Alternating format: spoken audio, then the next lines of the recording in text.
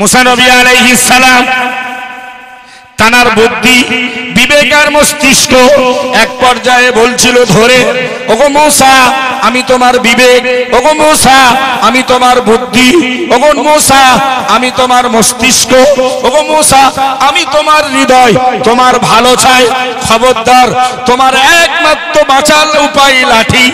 সাপগুলো যদি তেড়ে মেরে তোমার দিকে আসে, তুমি মেরে ঠান্ডা করতে পারবে। খবরদার খবরদার, তুমি তো হেরে যাবে, পরাজিত হয়ে যাবে। যাকে যাক, নিজের জীবন বাঁচানোর জন্য একমাত্র লাঠি সম্বল। লাঠিটা যেন ছেড়ো না।